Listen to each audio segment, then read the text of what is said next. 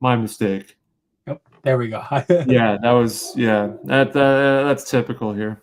Malfunctioning or just lack of technology awareness, but we do our best. That's right. Well, welcome everybody to Cardboard and Cold Ones, episode number 15, where we raise our glasses in the air and cheers to the legends we admire and the cardboard we collect.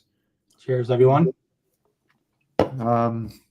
I'm currently in the process of talking to our guest who he says it's working now. So we're trying to get him in here.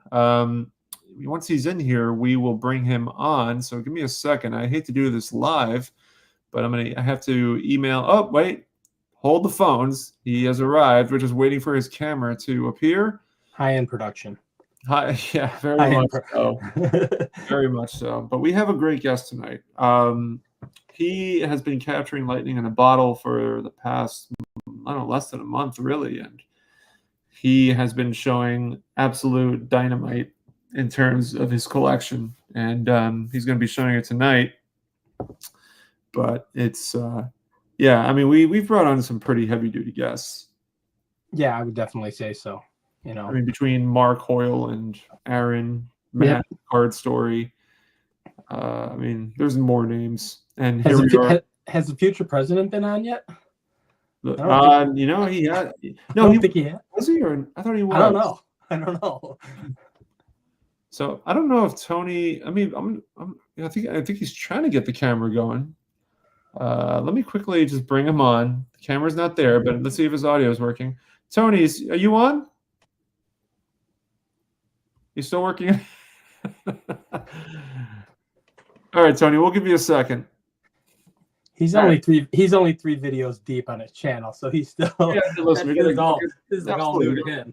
Give him the absolute benefit of the doubt here. Oh, okay. He left temporarily. Well, for anyone who is curious, we're bringing Tony the Southern Collector on. And if you haven't watched his videos yet, you definitely should, because his collection, he's really coming really heavy duty on this one. Like, the Joe Jackson video says it all. Video number 2. What was your video number 2? My video number 2? I couldn't even tell you. My video number 1 was bringing out my 56 Mantle, and I thought that was hot stuff. And his first video was 6 or 7 Joe Jacksons. His second video, I don't know if I'm ruining it. Should I say what his second video was? Oh, because because we haven't seen it yet. I think I've seen a second, and he's got 3 out, and I've watched all of them. Yeah. So the second one is a Babe Ruth autographed ball and a Chief Bender autographed ball, and then his third video is his Cracker Jack collection, which is just insane. Cobb, Joe Jackson. Just insane, and I don't mean to ruin it, but this is the great thing about this platform, Sammy, and what we're doing right now. It also gives us the opportunity to promote other channels. This we can do. On this we can do whatever we want or whatever you want, and we bring on a lot of different collectors, and some of them are smaller channels and some of them are bigger. But Tony's going to blow up real quick, I think. I think so. It's not going to take long for him to have a pretty decent community around him. Yep, it definitely has come across that way. We're still waiting. Tony's back in, but we're still kind of waiting to see if he's having. Okay, so he's having some issues. I'm going to email him real fast. So he wants me to email him the link, which I will do. So give me 1 second, everybody. I know this is not exactly how y'all wanted to start this off, but this is just how things go sometimes. And you just have to bear with us. So I got to do some copying and pasting. Thank God I did have some technology background to be able to do this in a rather swift fashion. Well, I've stepped up my technology game. I told you before we jumped on, I actually downloaded the StreamYard app, so I can now see the comments while we're doing these. So that's nice. So I see Steven was in there. Dave. Let's see. I'll get them. I'm gonna showcase them in a second. I'm just. Oh yeah. Do your thing. All right, perfect. So while we're waiting, let's see. So we got Steven here. Hi, all. Looking forward to this one. Tony has incredible stuff. You are preaching to the choir, my friend. Yeah. Peacemaker cards. Cheers, all. Michael Boca. Yeah, Mike is the guy he's the fish kill. He sets up all the fish kill shows. Okay. It was sad to tell him, like, unfortunately, I'm not going to be setting up at any more shows. This was one of my favorites to set up at. He's always been very generous, and he sold me the Mathewson card, which I don't have up for whatever. Oh, I do have it up. Yeah, the T205. Oh, that's the recent one. Yeah.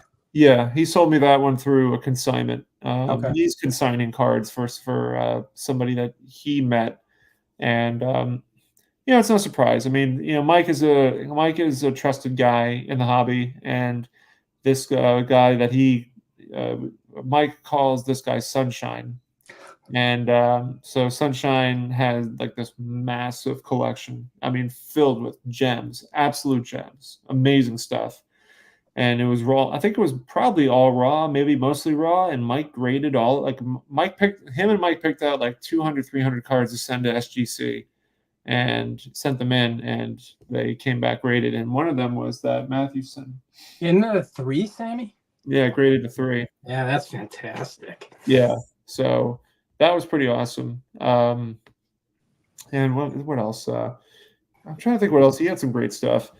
So you know what? Let's. Oh yeah, here, Mike is confirming that. Yeah, all raw 400 cards actually. Oh wow! And they were, listen, like Mike and Sunshine, they were very generous with the price. We talked about it, and I felt really good ultimately coming away from it. And he also mentioned like Sunshine was really pleased that I took the Mathewson in, which like hits. Yeah, that's good, man. That hits right in the heart. Yeah, that's cool. So. Let's bring our guest in, man. He's here. There he is. Man, I'm so sorry.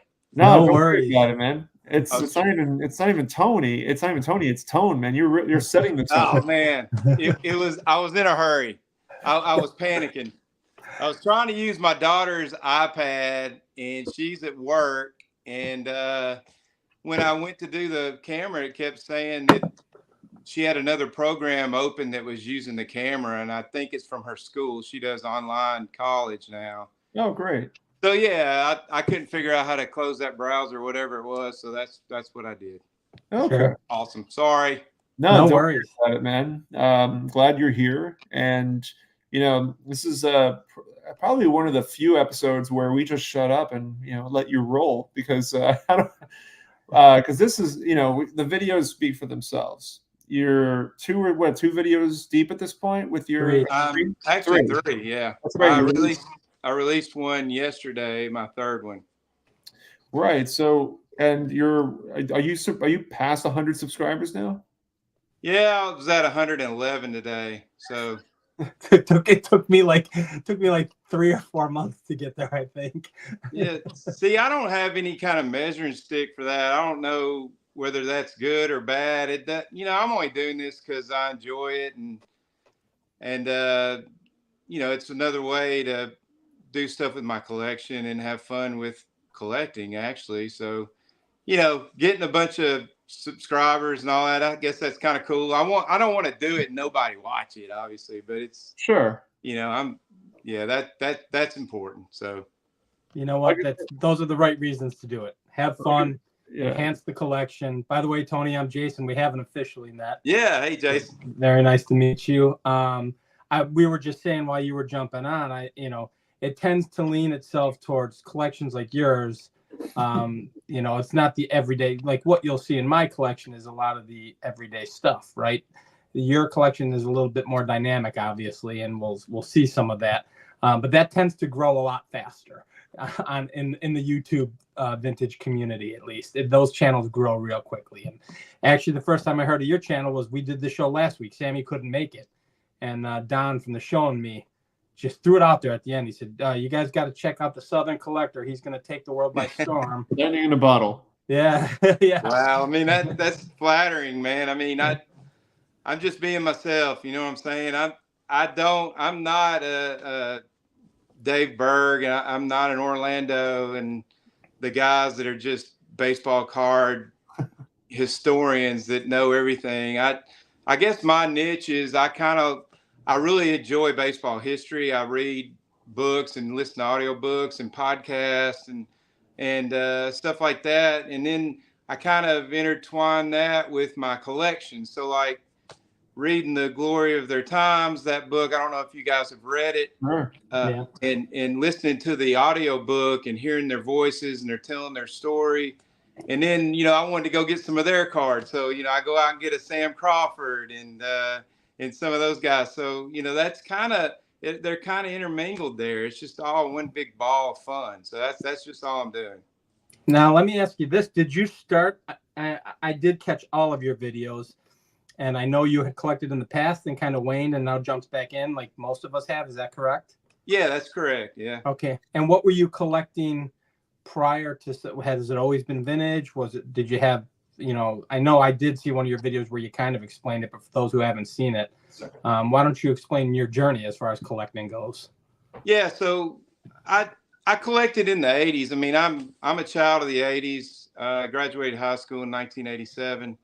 And so I'm the first guy my age that ever hit the major leagues was Ken Griffey Jr. He graduated the same year I did. I had some contemporaries that I played college baseball at Belmont University, and some of the guys on my team were from the Hamilton, Ohio area, the Cincinnati area, and had played with him and against him. So anyways, that's kind of my era, right? So I grew up, the first pack of cards I remember opening was 1978. I was at my local Little League park and I got a pack of tops. And I remember Pete Rose, that 78 card was in that pack. So that's kind of my era. And I collected all the way up to about 1989, midway through college. And then like a lot of people, I got married in 90 and just had a kid in 93. And so it just kind of stopped. Now I always had my collection. And even during that time, I mean, I paid attention a little bit, but I didn't I'd buy a pack here and there. But I guess some people say if you kept your cards, you were a collector that entire time. But got out of it. And then a couple of years ago, there was a local card shop here in Middle Tennessee where I live. And he would post stuff on social media. And it kind of I was like, man, that sounds really cool. And so I went by his card shop and looked around. No, actually, I didn't go there first.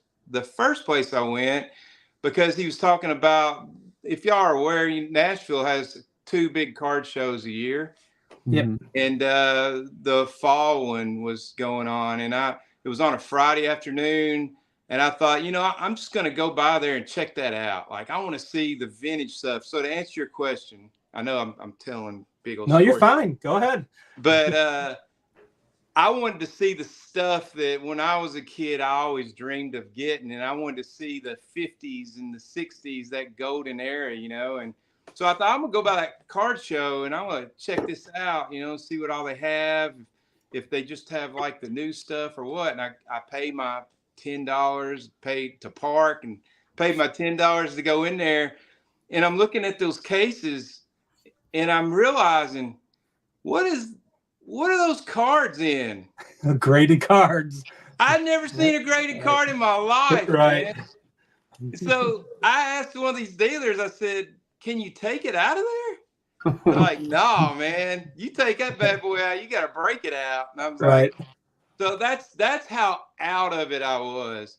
And then I discovered eBay, man. And I feel like a kid in a candy shop, So I once I went to that card show, I didn't buy anything there, but that really got my juices flowing, man. And so I thought, I want to get some of these cards I haven't had that I couldn't afford as a kid. And I have my own business, and I've got 65 employees, and business is booming. I feel very blessed. We're having a record year every year, so I'm able to afford those cards, right? So first started buying, I went on a Hank Aaron run and started buying his, got his rookie. Man, I felt like I had it going on. And then I bought a Mantle, a 52 Mantle. And so then, of course, I go on a Mantle run, so Wait, do you still have those too? Oh, yeah. Yeah. Oh my gosh. Okay. With you? Of course. Hold on. Okay, keep it. Don't move. I gotta figure out. We're gonna make you the big screen, Tony. Yeah, here you go. So it's let me figure out how to do this. It's a PSA 3. Straight, don't if you, and then go Yep, It's there a, you it's go. a It's 3. a little OC, Wow. It's but a 3. it's clean. There's no creases or anything. Can we see the back? Let's see here. Wow. Yeah, I know it's a little tricky, but I mean that's incredible. Perfect. And go back to the front. Go back to the front again. I'm sorry.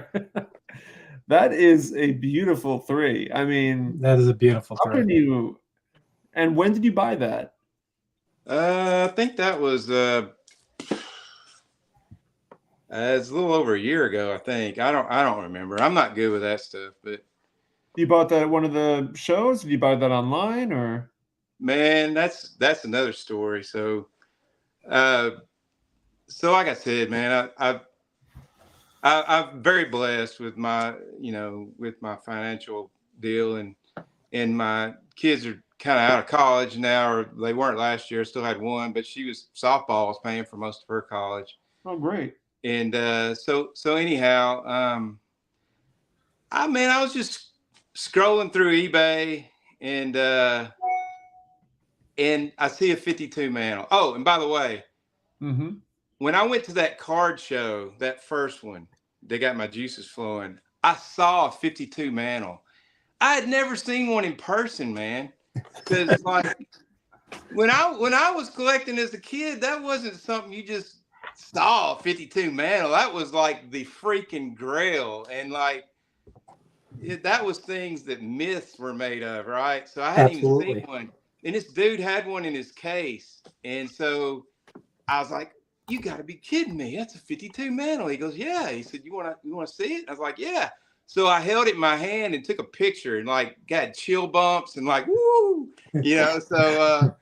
So anyways, that card has always been the peak of the mountain, right? It was on all the Beckett's back in the day in the 80s, and every dude my age, even though that was my dad's era, everybody, I mean, that was the one you dreamt of. So anyways, I'm perusing through eBay, and there's a Mantle on there.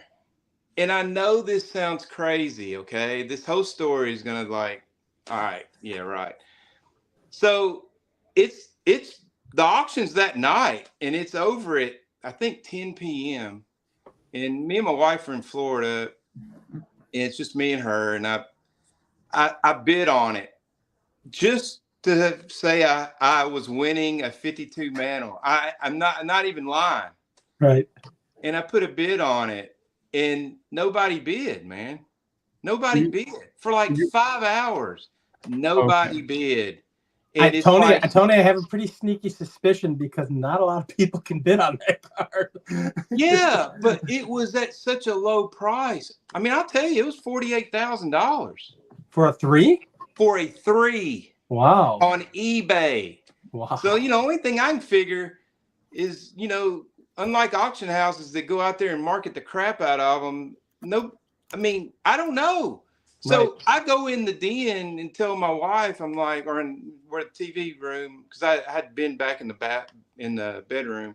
I come out there, I said, "Guess what?" She said, "What?" I said, "I just bid on a 52 Mantle." She didn't know what that meant, and I told her how much, and she about fell off the couch. And I said, "Don't worry, there's no way I'm winning it."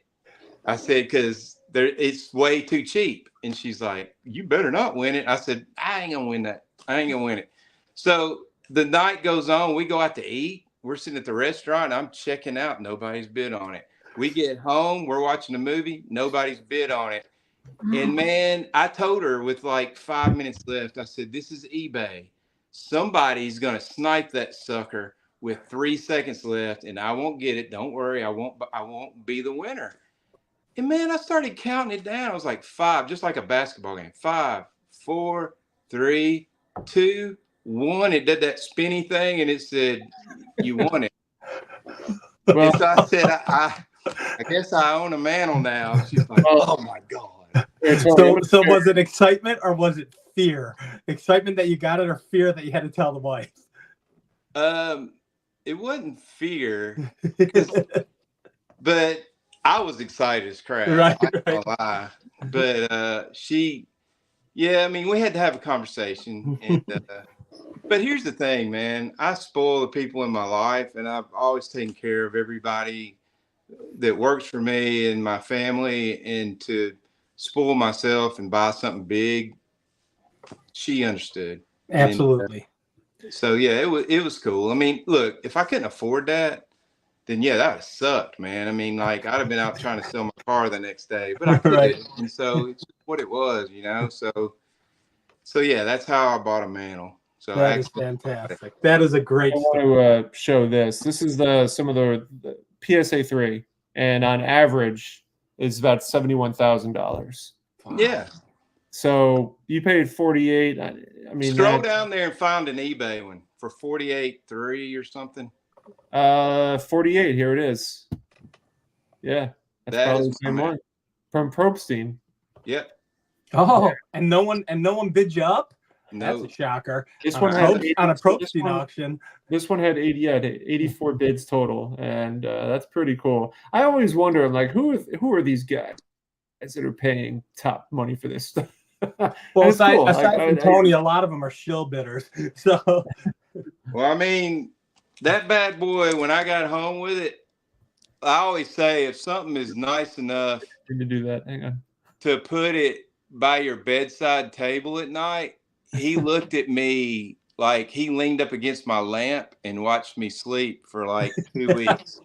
And he went to work, and my brother works with me, and so I took it to work, showed him. He about flipped out, you know. So yeah, man, that's how it happened. That is an awesome story. That is pretty cool. And you have the Aaron rookie. I mean, you know, we could say, and the only reason, you know, when we kind of led into your collection, I've seen your first 3 videos, and a lot of there's a lot of pre-war nuts on here. I'm dabbling in the pre-war. That's kind of where I'm leaning towards lately, and everybody loves that. But there's nothing wrong with seeing a 52 Mantle or a 54 Aaron every now and then. Well, 54 Aaron, I don't have that at the moment. I was at the Nashville show Friday afternoon, and my buddy was with me, and he's got it. It was in his bag, but that's the only one. I've got all of his tops and Bowman cards. I can show you any of the other ones. That's but fantastic. I do also have I've got all the Mantle, Bowman, and tops cards. You go a little closer. Wow. What's the grade on that one? Is a 1. It's a 1.5, but it has I mean, a reflection here, but it has it's on the it's top good. But dude, if it didn't have tape on it, it'd be a 7. Of course, if and nuts for candy and butts or whatever that thing is. But wow, that's beautiful. I'll say this much. I mean, you know, for me personally, I know every collector is different in terms of what their preference is. For me, a tape stain on a card like that is so minuscule. I mean, it does not bother me whatsoever. I agree 100%. I did a post on that on my Instagram and showed it. I mean, the registration on that is as nice as any 51 Bowman Mantle I've ever seen, man. There ain't any blurriness. The color just pops. So yeah, it'd be a 7, man, at least if it didn't have tape. But it does. So what? It's still awesome. It's on the high end of, but you know, to get something like that, I paid a little more, not a little more, probably about 15% more than what an average 1.5 would cost. But dude, I mean, I can spend a lot more than that and get a 4 and not be centered and be a little blurry. That's right. So Mookie wants to know if you bring the 52 Mantle with you to Neyland Stadium. No, I won't do that. I could though. Hey, if somebody told me if I took it Saturday to Neyland while we played Bama and it would ensure a win, that bad boy would be in my pocket. It's a big game. I'm a big Tennessee fan this weekend. You guys are playing. Let's Bama, go. So I'm a big Tennessee fan. My oldest was in the ACC and my youngest is in the Big 12. So awesome. No affiliation with the SEC, except they kick everybody's butt in football every year. So where do they go to school? My oldest graduated. She went to the University of Louisville. Awesome. And then my youngest graduates this year. She's at University of Kansas. So awesome. Rock Chalk Jayhawks. So heck yeah. Yeah. Yeah. None of my kids went to Tennessee, but hey, it is what it is, man. That's my football team. Now, how far are you from Knoxville then? We're 3 hours. Okay. Yeah, okay. 2.5 with no traffic, but okay. Yeah. Well, you come out with guns a-blazing. It's your show. Whatever you want to show, you show it. Yeah, Because please. I have a hunch everything's going to be amazing. You're on the big screen, man. So this is you're man. We're gonna get you 50 to 60 more subscribers by the end of this episode. That's the I don't know about that. I mean, we're not rock stars, Jason. Yeah, you're right. 20. You're right. 20. I mean, I don't know. Another run I've gone on is, and I still like a couple of cards. I haven't completed it yet. Is my Jackie Robinson run. Oh. And this bad boy, it's a 4.5, but man, the color on that. I looked for a year for this sucker to get the right one, and it pops. The registration's perfect. It's got a soft corner. It's one of those A cards for whatever that's worth. But so, Tony, do you know who Rip Fan 8 is? No. The channel. Steven with a PH. He's in this chat right now, and he's losing his mind. Yeah, he's kind of doing a Jackie run, and we were with him in Strongsville when he bought that card. Absolutely awesome. I was really picky, man. I wanted one with a real strong yellow.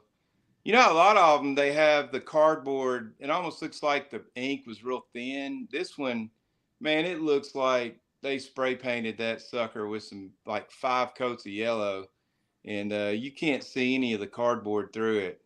I'll give a little shout out. If you like the leaf cards, there's a book out called Relief. Have y'all come across that? I have not. Check that out. You can get it on Amazon. The guy's on Instagram. I follow him on Instagram. We talk all the time. I'm going to have him on my channel, actually. But he wrote it. It's a really fun book. It's not like that thick or nothing. It's paperback like that. I read it in like a night. So, sure. But he talks about the history of the leaf card, and he traces back where the factory was and like the cardboard stock and why some leaves, and I know y'all have noticed this, why some leaves like this Joe Gordon, it's like a big old blob of color on his hat. But yet, like this Jackie, his hat has texture to it, and it has some white on it. Right. But it's not a blob of blue.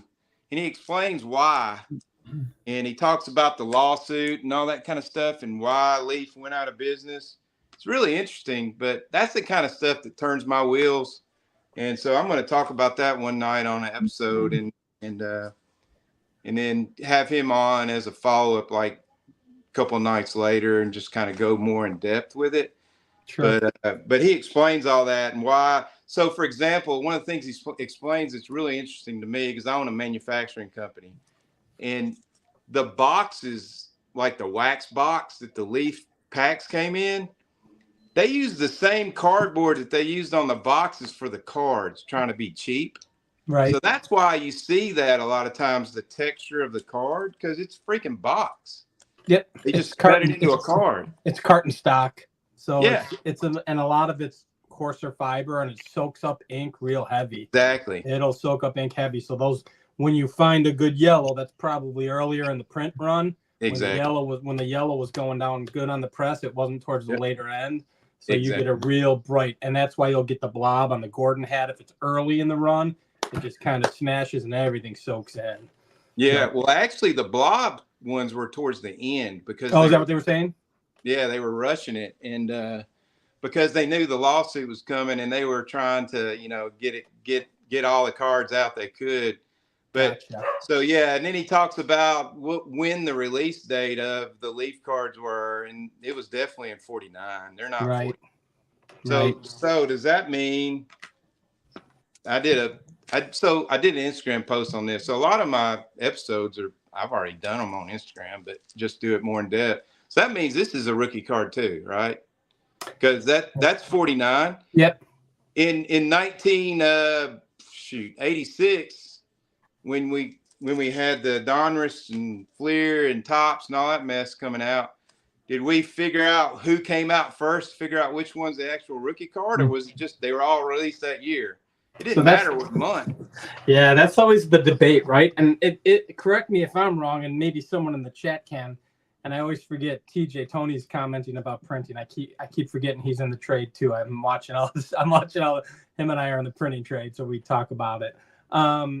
I'm not 100% certain, and Sammy, you might know. I thought there was 1 or 2 cards that were actually even issued earlier for Jackie. Isn't there a bond bred that's earlier than 49 or something like that? So yeah, this one right here. Yeah. So I mean, yeah. So technically, is that his rookie card? Right. Well, so that's the question. You know, this one wasn't as mass produced, but right. It wasn't nationwide, I don't think. But yeah, it's got to be this one. This is his first release, and it's the one with the clip corners. It's not the Bond Bred exhibits. Right. Right. But it's the rounded edges. It has the rounded edges, and this one, you know, obviously it came in a loaf of bread, right? Whereas the other ones didn't. They were just issued. So, do you have his entire run? Do you have Jackie's run? So I'm missing the Burke Ross, and I'm missing the 52, but I have the 50. Beautiful card. And wow, in a 6, that's phenomenal. It's a pretty card. Tony, do you buy all these cards graded, or have you bought any raw? I buy them graded. I've bought a few raw ones. I don't ever send anything in, man. Especially if I'm buying it. That's beautiful. It's a 7. Yeah, that's a gorgeous card. Yeah. And then the 5. That's my favorite. I know it's his last, but I think it's a gorgeous card. I love the 56. Yeah, and another thing I've done with my Jackie run, I have a 47 signed Brooklyn Dodgers team ball, and I have a 56 signed Brooklyn Dodgers team ball. So I did the bookend ball. Wow, that's awesome. To kind of reflect his career. So I don't have those up with me. They're in the safe right now, but that is fantastic. Bring like the Babe Ruth balls in the safe. I just brought my cards up here. Let me ask you, I haven't gotten a chance to watch the Cracker Jack episode yet. I hate to shift gears from Jackie, but do you have the Christy Mathewson Cracker Jack card? I do not. Oh, man. It's on my list. So my goal is I want to get all 32 of the Hall of Famers in those 2 sets. I'm not going to differentiate between the 14s and the 15s.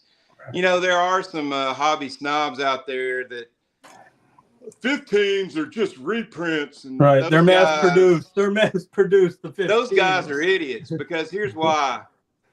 If let's just say the new body type of the Ferrari Spider came out, and then the next year you get the next year's Ferrari Spider, and you know the body type didn't really change.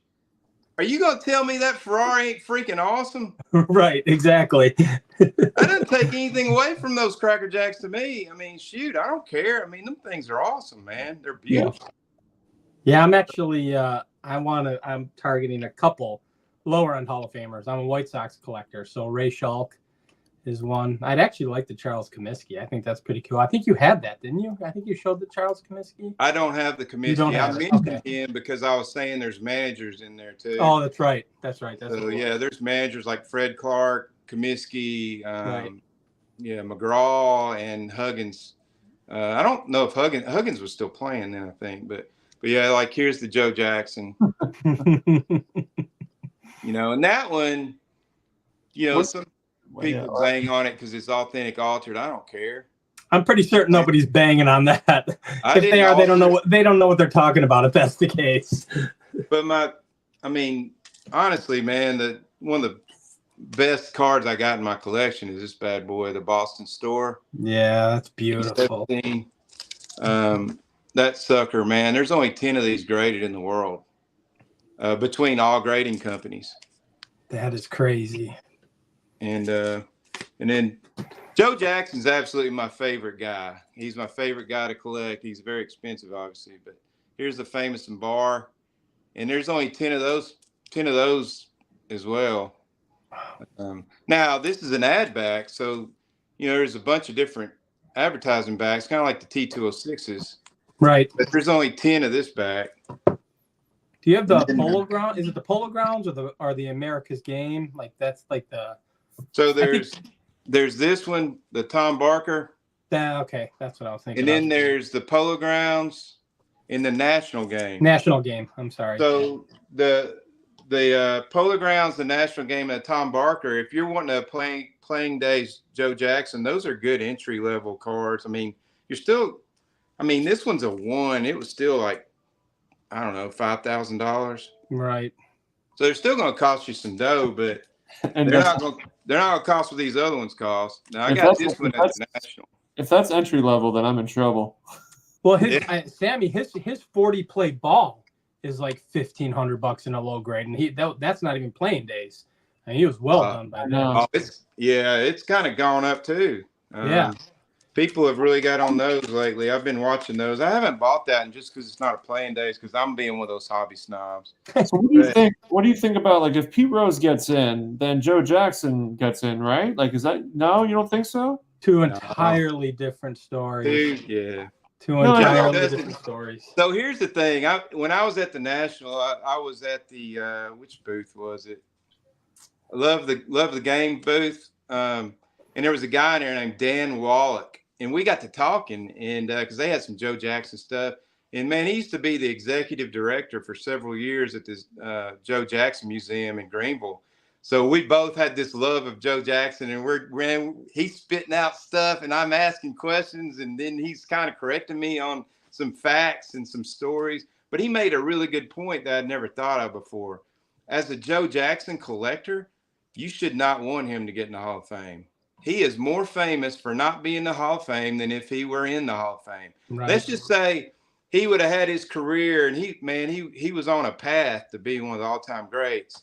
And he was one of the all-time greats, even without being in the Hall of Fame. But would he have been like as collectible and as well known? I mean, he does have the coolest nickname, with the shoes. Right. But I don't know. I mean, I think he's more famous for not being in there. It kind of makes him that guy, Mm-hmm. So yeah. And he took money, man. There's even been debates on if you followed it at all. If you look at the numbers he put up in that World Series, they were ridiculous. Yeah. So I mean, to the point of, well, you were a part of it or conspired in it, people are saying, how could you say that when you look at what he did? But if you look at the newspaper reports from back then, even before it was known they threw the game, there were a couple of little blurbs that Joe Jackson looked like he was loafing after a fly ball. He let it fall. There was also a play at the plate. The ball had been hit to him in left field, and he threw it home. And they even said in the newspaper on the next day that it didn't look like he got as much on it as he normally would. And the majority of his hits were with nobody on base. So if you really look at it, he threw the game. And Chick Gandil was a sucker, man. And it was him and Saccott, the pitcher, who had the idea to do it.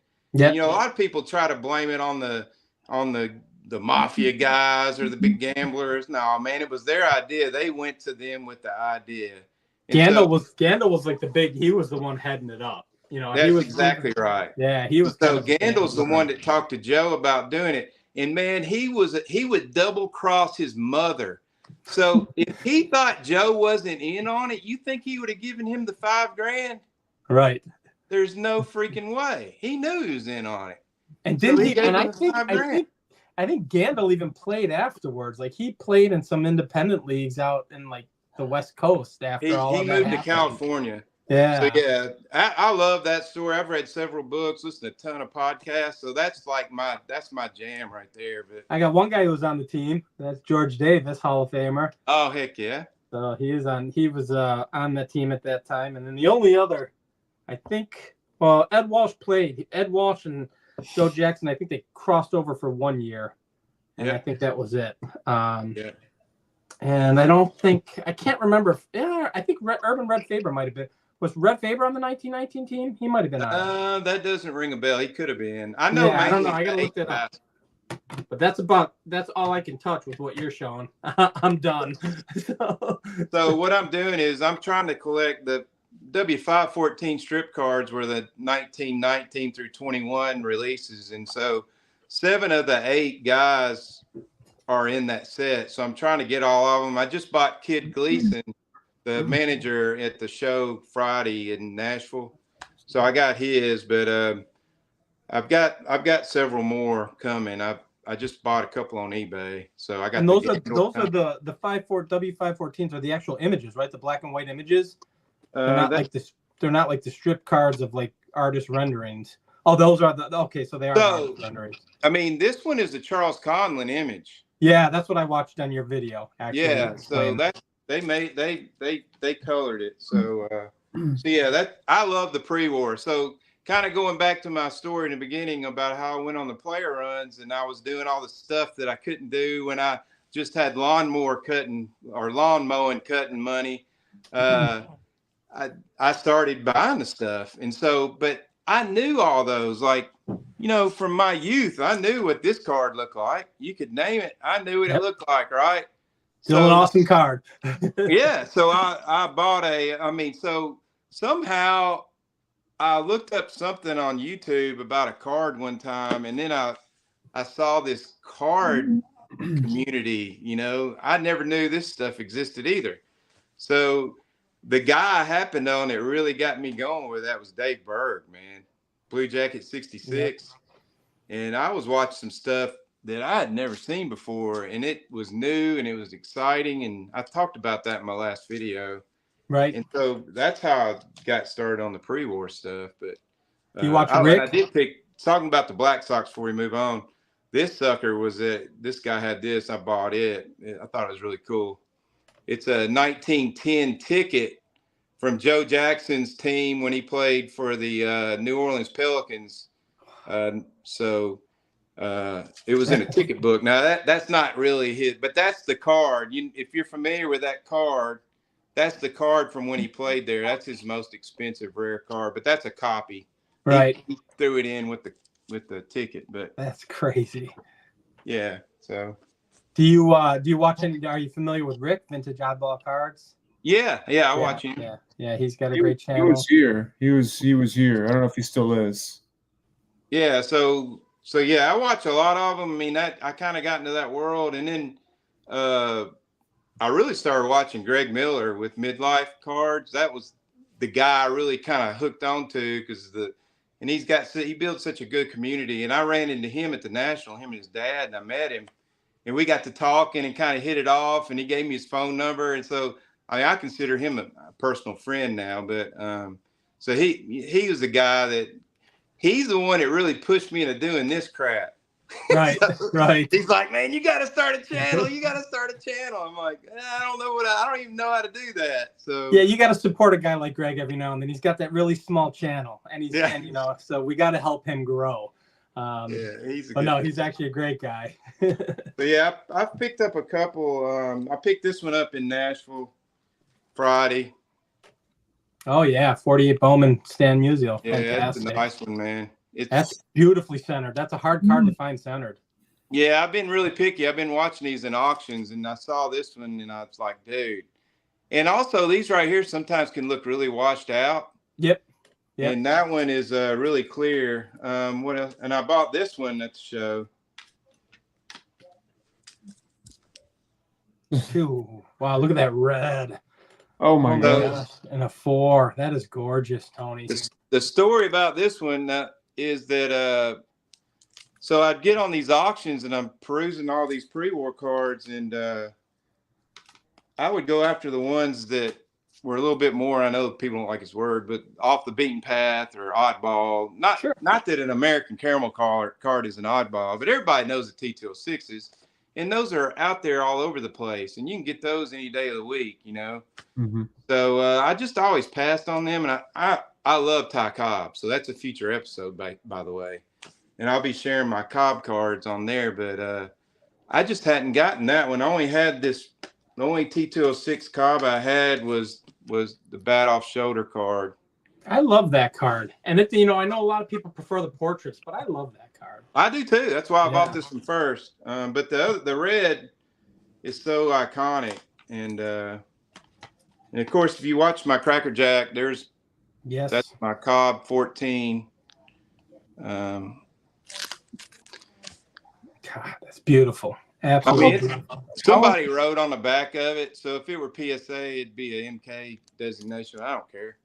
Doesn't matter. How often are you buying cards? How often would you say? Do what? How often are you buying cards? Is it kind of, because it sounds like you're pretty patient. You try to find the right one. So are you buying every now and then, or I mean, is it spontaneous? What's the process for you? Well, it kind of like, for example, in the last what was it? It was in the last Heritage auction. When these auction houses go online, I go on and put placer bids on stuff I think I might want. I'll have 30 of them out there, not knowing, I like all of them obviously, but some I like more. And then there's some runs I'm trying to get, whether it's the Jackie run, and I'll show you a Cobb run I did in a second. But then sometimes I see cards that I do it enough where I can see stuff that I think is a good deal.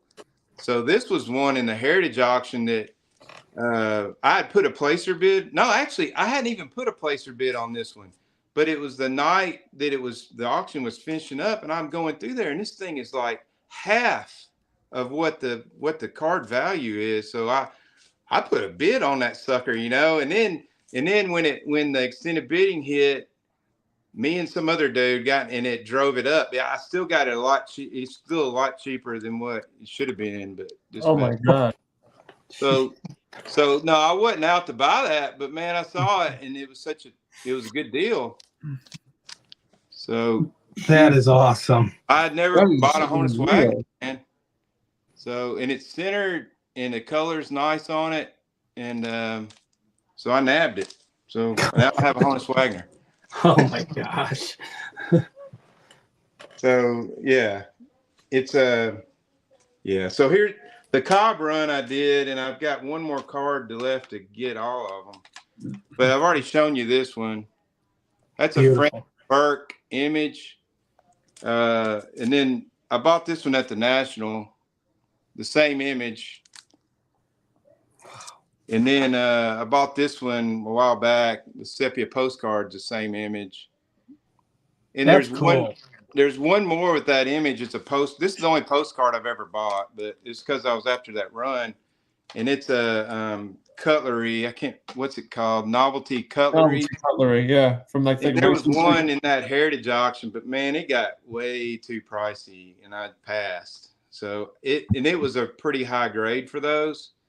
And so I thought, man, that's stupid. I don't want it that bad. I'd rather have a 1, Right. After the image. So that's that. So I don't know what else. I mean, I can show my Cracker Jacks or. You had the Chief Bender, didn't you? Yeah, on the Cracker Jack. Yeah. So yeah, so that was my first Cracker Jack I bought, and that's awesome. It's a 14, but it's altered. Somebody cut it, but they didn't cut it like trying to alter it and make it better. Somebody cut it probably 100 years ago. Right. So it's all jagged, but still, that's awesome. Yeah. So it is. It's a phenomenal card. So I bought this one on a REA. This is the first time I ever went on a REA auction with Robert Edwards, and I got it. It wasn't that expensive. It was authentic altered, and I got to reading the back because I was just intrigued by it. I liked the image. I didn't even know who Chief Bender was. I had heard of him, but I didn't really know much about him. So I read the back, and here's where this baseball history thing comes in. I was intrigued by what I read, and so I picked up the book, Chief Bender's Burden, and read about it. I just read the book, found out all about Chief Bender. And so I've been on a Bender run, man. So you've been on a Bender. I've been on a Bender. Yeah. So got some of his card. There's a raw one I bought. Sporting Life. And then that one. So when that baseball came up, that Babe Ruth ball I showed, and I was talking about how it reached out to me and I felt like it was meant to be mine and all that stuff. With the Type 1 photo and everything. Yeah, well, one of the things that kind of made me feel that way too was, of all the players that could have been on there with Ruth, it was freaking Bender. Right. And, so yeah, man, that was another part of that just kind of like, dang, that's awesome. So both very clean autos too on the ball, which is fantastic. They are amazing. Yeah. Yeah, check that out. I was looking at again, I don't really care about this, but it is intriguing to me to see how many people watch the videos. And in not even 2 days, more people have watched the Cracker Jack video I released yesterday morning than have watched that Babe Ruth ball video that I released a week ago. So I don't know whether it's the autographed ball thing that just doesn't get an audience, or if it's just the Cracker Jack thing that gets an audience. I don't know. But that story of that ball, man, if you haven't watched that, that is like from my heart. Like that is like. Yep. So, anyways, I think you get from the diehards in this community, and most of the guys watching this live are part of that. They love it all. But you'll get the fringe just card collectors, and when they see Cracker Jack, that's just instantaneously, right? They're gonna be proud of that. But you know what are you 3 videos in, you get a bigger sample size. You'll see those videos will take off, and still, even though it's been a couple days, 5 or 6 days, they'll take off. People will go back and watch them, and they're awesome. I mean, like I said, I don't care. I just find it interesting, like, right? What people watch and what they don't watch. It's kind of crazy. Right. So what else we got? You doing runs of any other players? Any other particular players? Just the Jackie one. I mean, I've got a pretty good collection of Spawn too. Oh, so, nice. Autoed? Wow. Yeah, I picked that one up a while back. That's centered well too. Yeah, it is. Especially, a lot of times you pick up a card just because it's autographed, but that one has a really good center on it. And Lawrence Allen was a great New York Met. Yeah, there at the end, wasn't it? Oh, that's a Greg card. Didn't he get that at Strongsville, Sammy? I think Greg got that at Strongsville, if I'm not mistaken. Yeah, I remember him doing a video on it. Yeah. I don't remember where he got it from. I've got some Teddy ball game. Yeah, 41 play ball. I love it. Yeah. And this is my favorite. Oh, 54 Bowman. Yeah. Yeah, that card is awesome. I remember that from when I was a kid. That was a big chase card. Yeah, that was the rarest of all rare when we were kids. Yeah, like, they would do so tough to find. And, yeah, they did articles on it, about how like the Honus Wagner T206 card, only more modern. Greg is flexing on your Spawn, saying his is a 3 and yours is a 2.5. He's doing I'm sure he is. His is nicer than mine. Yeah. No, I mean, my guy growing up was Nolan Ryan, so of course I had to get his rookie card. Yes. Well, that's one of Sammy's guys. I don't know if you know, Sammy collects 4 guys, and that's one of them. Yeah, I've seen that on his videos. It's my favorite Ryan. That and the 70. The 69 and 70 are probably. Still trying to find the photo pack of Nolan Ryan from 1968. Those are tough. Yeah. Can't find those. Even in New York, can't find them. And the first chase card I remember as a kid was in the 78, 79, 80s was. Yes. 69 Reggie. Yeah. So yeah, I mean, I've just got, John McGraw. So little Napoleon. I've got a Type 1 photo of him. It's a Conlon image. So I bought this just because I had the photo. I thought it was cool.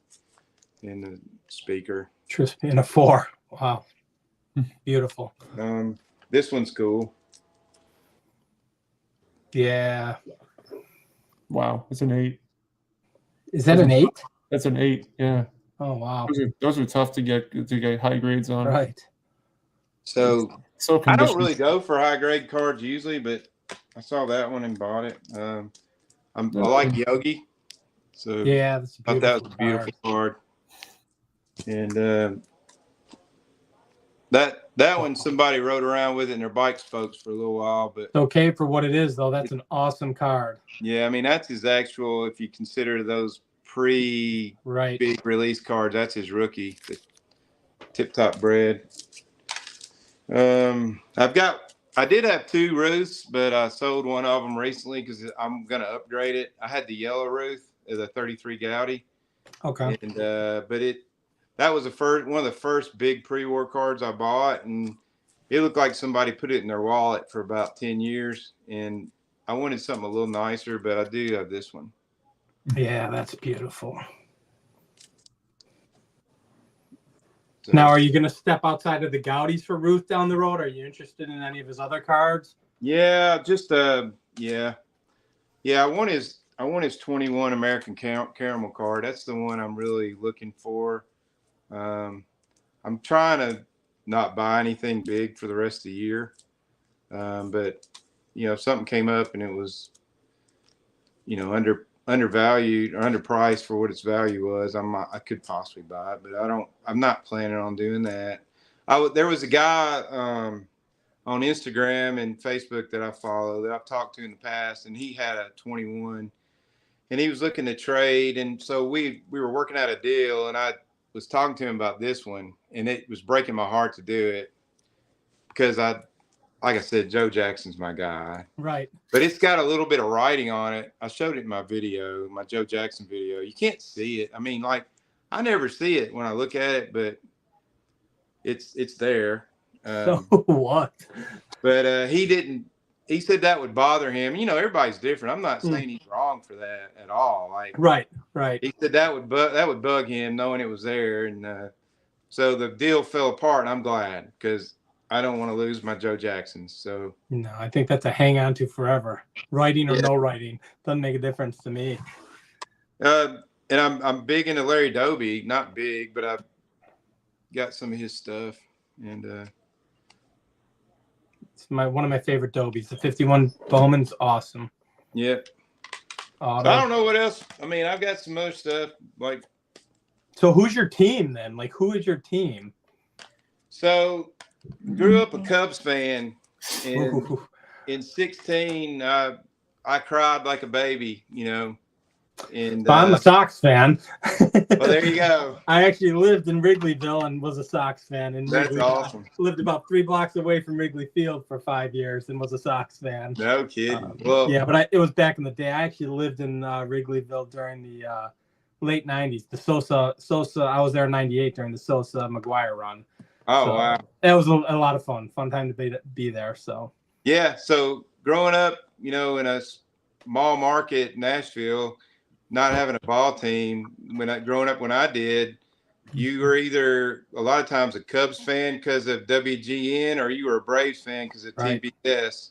My brother's a huge Braves fan, and I went with the Cubs. The Cubs that's when Sandberg, the mid 80s came in, and he was the dude. I was a middle infielder. He was a middle infielder. They had Harry Carey. That 84 team, that 84 team was phenomenal. Yeah, Davis, Larry Boa, Leon Durham let the ball go through his legs. Leon Durham at first. Yep. Absolutely. So yeah, that was I fell in love with that team, and then I'll be honest with you, man. After they sold off the whole team, especially when they let go of Rizzo, that broke my heart. He was the soul, and it pissed me off so bad that I ain't even following them no more, man. I've turned into like I follow players. Like, I love Shohei. I follow him now. So I don't know. That just really hurt me. I want to go to Wrigley. I love Wrigley. I've been there about a dozen times. But are you planning on going to the National this year? I am. I've already got my room booked and everything. All right. I'll take you. We'll go hang out. I'll take you. I'm from Chicago, so awesome. My daughter lives about 1.5 miles north of Wrigley Field. Her apartment, she's right off the lake, and I've been telling a bunch of guys, I'm like, I'll take you guys downtown and we'll do real downtown and have some fun. So. Oh, dude, that'd be awesome. Heck yeah.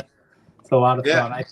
I think I told Chris from Missouri, he's a big blues guy. I said, I got to take him to Buddy Guys. I know he's been there a couple times, but no, I'll be the tour guide for the next 3 years at the National. I have a hunch. So, which is fine by me. That's fun. I enjoy it. Yeah, I'm looking forward to it. This past year was my first National. I'd never been to one. Okay. So Cleveland was your first National? Yeah. It blew me away, man. Me and my best friend from high school went. He in the 80s, he's the only child, but him and his dad, we called him Bugsy. He was the best man. He was an awesome dad, awesome man.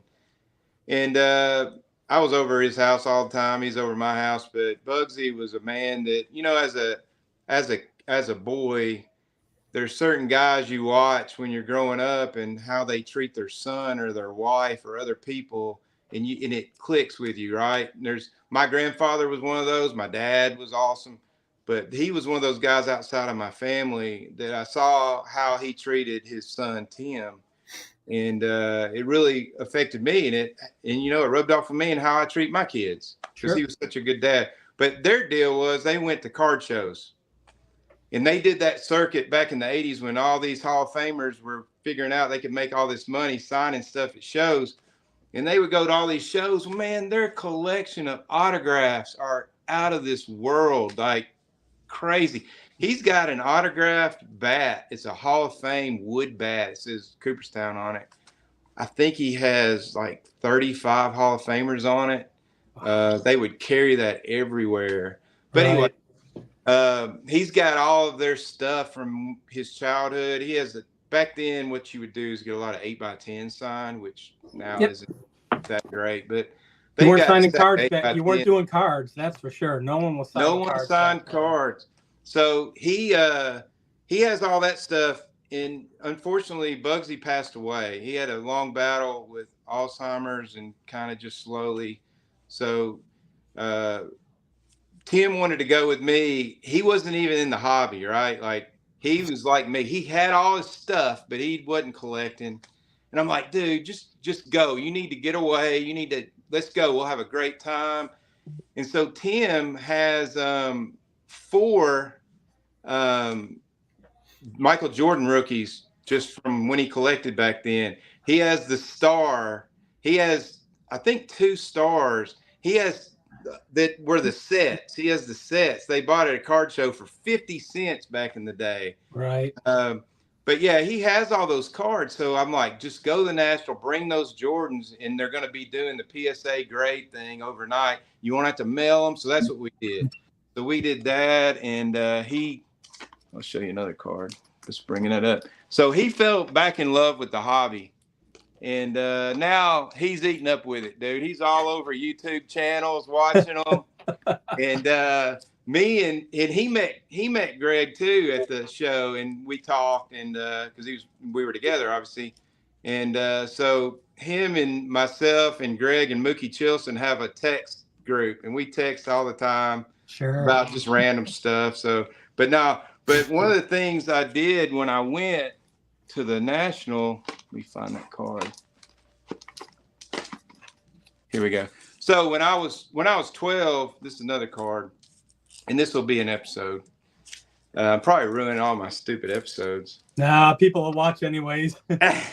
So when I was 12, I loved baseball, and I would talk baseball history, and I was good. I mean, I was a good player, and my little league coach really kind of hooked on to how much I loved baseball. And I don't know whether he had this card in his collection or what, but he gifted it to me, just gave it to me, said he wanted me to have it. And I was a kid, man. We weren't even middle class, dude. We were poor. Sure. My mom went through breast cancer and doctor's bills piled up, and we didn't, it was not, I was happy. I mean, I never lacked food or nothing, but so anyways, he gave me this and just blew me away. He gave me a 59 Mantle. Now it's autographed because when I was 14, the Mick came to Nashville, Tennessee to Hickory Hollow Mall at the grand opening of Service Merchandise store. So what that autograph cost, like $18 or something? Zero. It's crazy. This was in 1984, and so he would take an appearance fee. Right. You could get 2 items autographed. So I got a ball and I got this 59, and it had been raw until the National. And it got a 9. So on the autograph, 3.5 on the card. I had kept that bad boy safe all those years. And so that's one that one day when my day's coming, I'm going to liquidate all these bad boys, and my 3 kids can split the funds. But that one right there will be handed to somebody. I don't know which one. Yeah, that might be a keeping the family heirloom. Pass that one down a little bit. Yeah, that's going to be like a 10,000 subscriber giveaway card. Right. If you get to 200 subs, you can give that one away. Yeah, I don't think so. But Make sure you rig it so that I win. I've got one other Mantle autographs to 60. I don't know if you can see the autograph. That's pretty clean. That's pretty. So nice. then this one, I got this one graded at the National too, and it got a 10 on the autograph. That story behind that one was, I was on Facebook on some of those card pages, and this dude was trying to sell it raw, and all these people were just giving him the 10th degree, man. Like, you're one of those scammers. You signed that yourself. Where'd you get it? And they're ripping him. Like, if you really want to sell this, you'd get it graded. And the fact you haven't gotten it graded and you're trying to sell it raw just tells us that it ain't real. And they're going down the line on this dude. And he's like coming back at him going, I'm starting a small business. He was a trim carpenter. He trimmed houses, which I own a cabinet shop. We do residential cabinetry, right? So I had a soft place in my heart, but he needed to buy some tools. And he said, I hate to part with this, but I've had it for 10 years. The guy I got from was a car dealer. He got it at a show one time. He handed it to Mickey.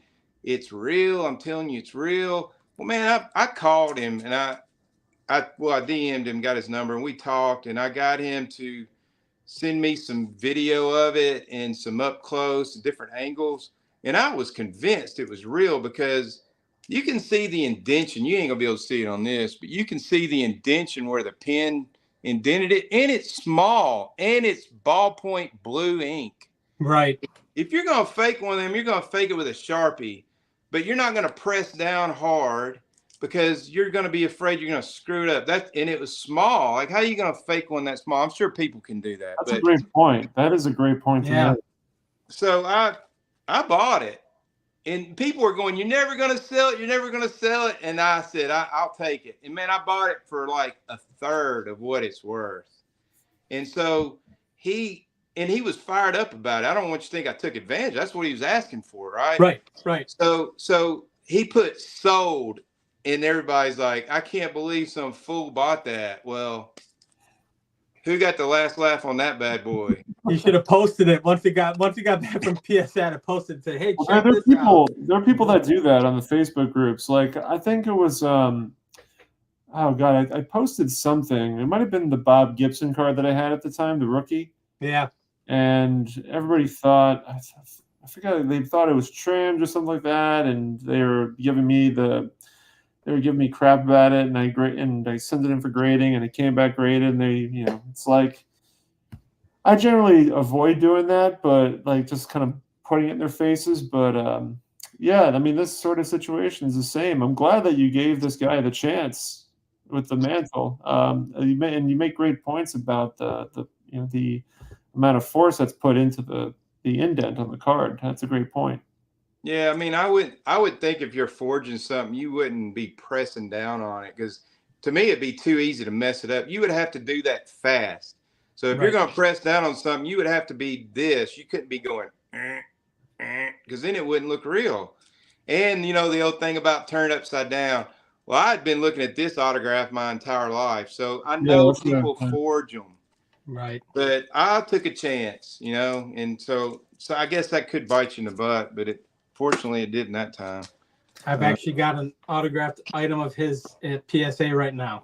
So, and it was ungraded and given to me as a gift. So I've got it at PSA. So we'll see. That'll be a video if it comes back, and when it comes back, whether it's graded or not, it's still part of the video. So I'm pretty confident it's good. So I'm pretty excited. Yeah. So I love the autograph cards.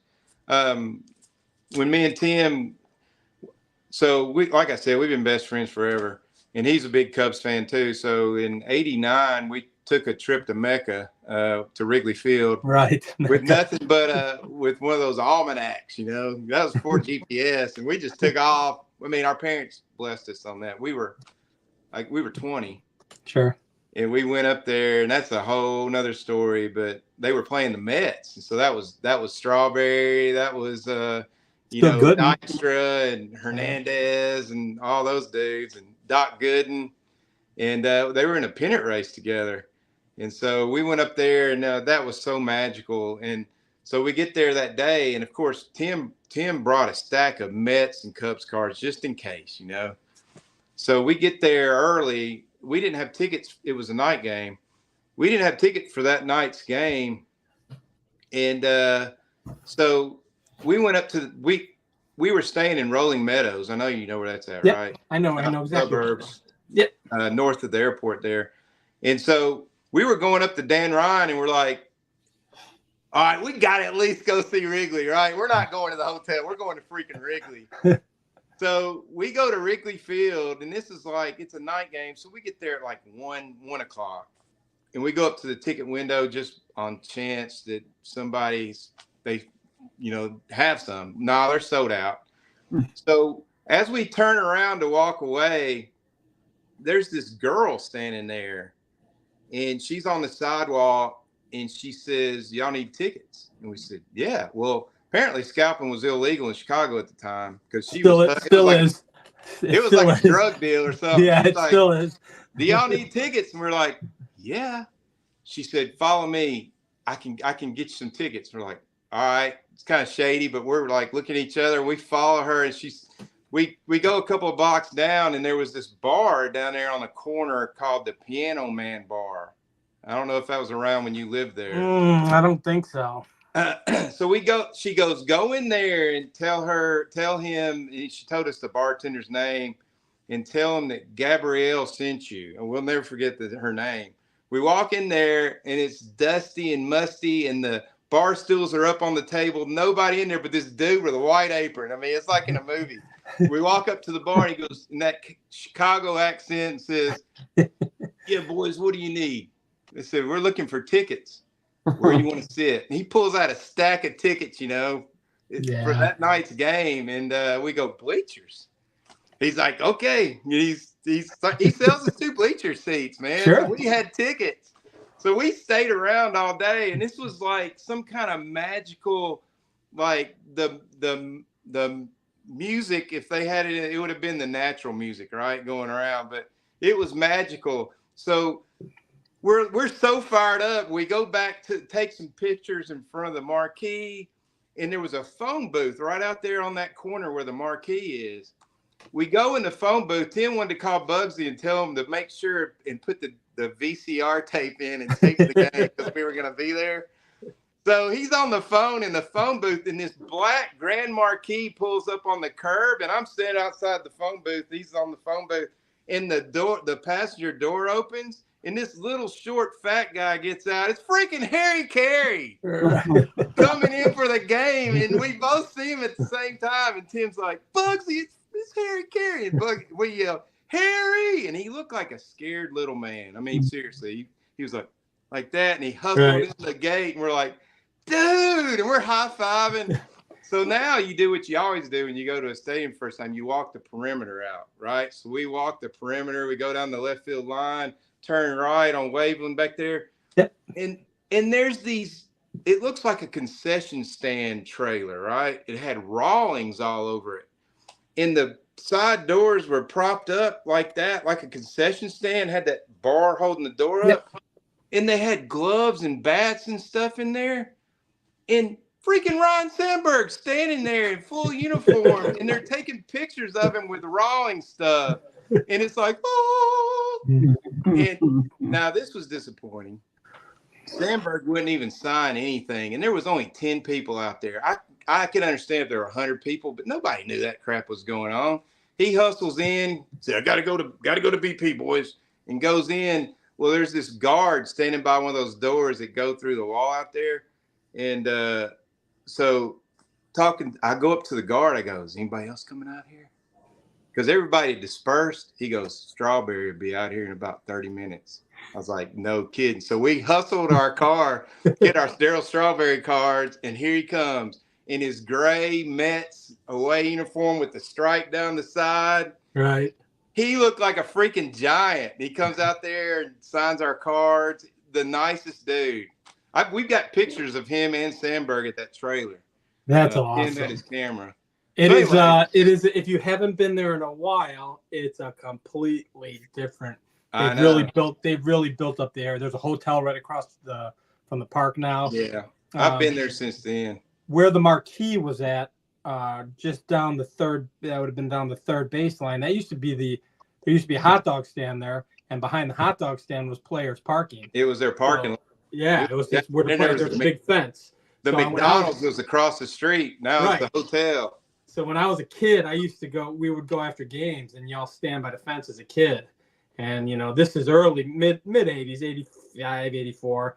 I've got Leon Durham's autograph when guys were coming out to the car and he'd stick it through the chain link fence. And so a lot of cool memories. But it's a lot different now. It really is. So I don't know how I got on that tangent, but no, that's cool. That's very cool. Well, we're gonna be probably. I hate to break it up soon, but probably have to head. I have to head out shortly. But sure. I wanted to say, Tony, are there any additional cards you wanted to show before we finish up, or? I've got some other ones sitting around. Y'all seen all the best ones, so. There's nothing bad. No, I got that one. Yeah, that's pretty good. You didn't show us the Red Heart and a 7.5 Mantle. No, we didn't see that. Incredible. That's part of my Mantle run, but yeah. Well, I will say this: just from spending the hour and 20 minutes talking with you here, Tony, I think your channel is really going to grow incredibly because you're a great storyteller, you have a great collection, and you have charisma, which are the three things I think that really kind of jettison you to great heights. So I appreciate you coming on, and we definitely look forward to having you on again when you reach 1,000 subscribers in the next week. Yeah. I don't know about that. Hey, guys, I appreciate it. I've never done one of these before, and sorry I had the technical difficulties in the beginning, but no worries. It was all worth it. And again, I put this in the link. I put this in the chat to subscribe to Tony. I know a couple of you guys did, so I appreciate that. I put it here so you can go up in the chat and subscribe to Tony's channel there. But Tony, thank you again, man. This is really great. I really appreciate you sharing some great stories with us and sharing incredible cards without, to say the least. No problem. Thanks for having me. Yeah, awesome meeting you, Tony, and thanks again. We'll definitely talk again, I'm sure. All right, hey, go Balls. I'll steal your number from Greg, and then we'll start a chat. Hey, do it, man. That'll be great. Right. All right, thank you, everybody. All right, thank you. All right, see you.